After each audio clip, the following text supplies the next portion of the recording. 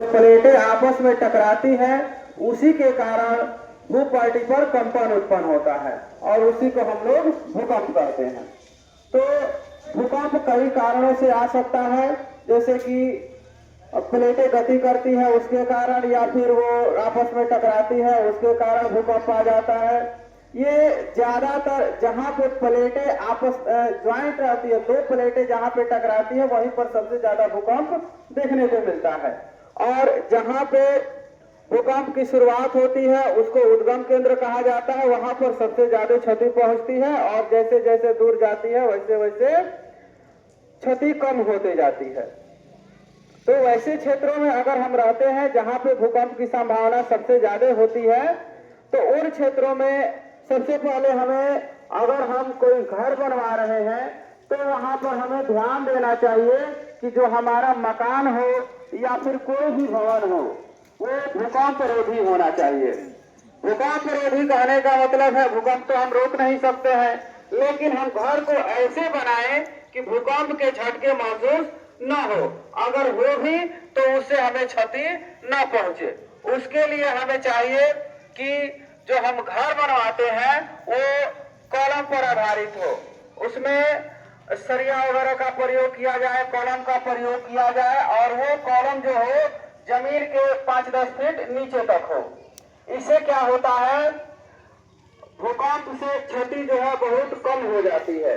इसके अलावा अगर उन क्षेत्रों में हम रहते हैं तो हमें जो मकान बनवाते हैं ऊपर का जो ढलाई वगैरह करते हैं उसमें भी छड़ का सही से प्रयोग किया जाना चाहिए, कॉलम मजबूत होना चाहिए।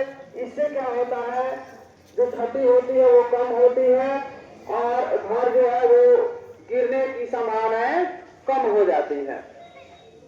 तो ये भवन से संबंधित जानकारी हुआ। इसके अलावा हम सामान्य अपने जीवन में क्या क्या परिवर्तन कर सकते हैं, तो अगर भूकंप आ रहा है तो वहां पर हमें मुख्य रूप से 3 चीजों की जानकारी रखनी चाहिए। भूकंप आ रहा है तो सबसे पहले हम देखते हैं कि भूकंप से पहले हमें क्या करना चाहिए, भूकंप के समय क्या करना चाहिए और भूकंप के बाद क्या करना चाहिए। तो भूकंप से पहले हमें तैयार रहना चाहिए।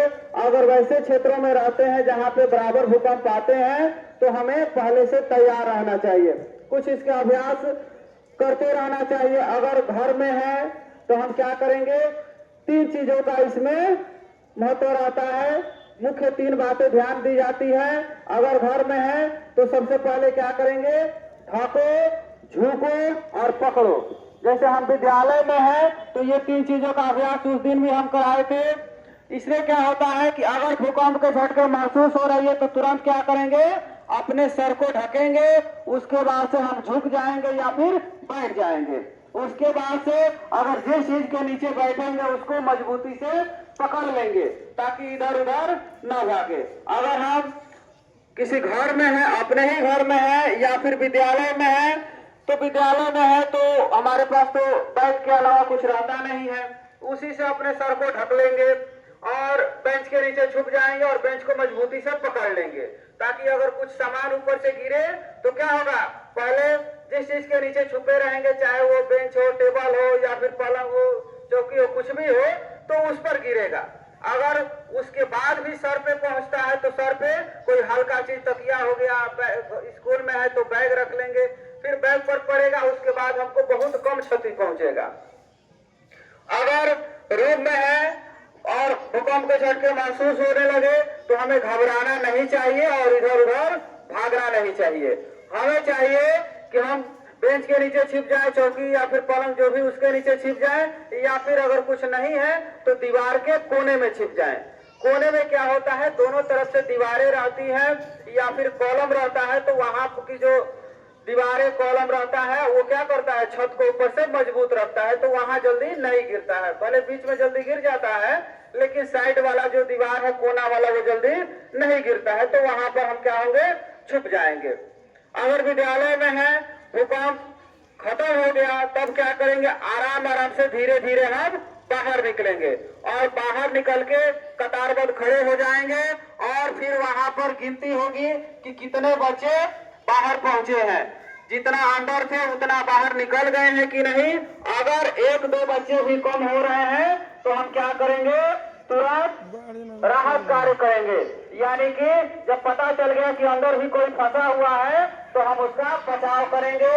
उसके बाद से प्राथमिक उपचार होता है, यानी कि किसी को चोट लग गया हो या फिर सांस तेज हो रही हो तो उसका हम प्रॉपर इलाज करेंगे।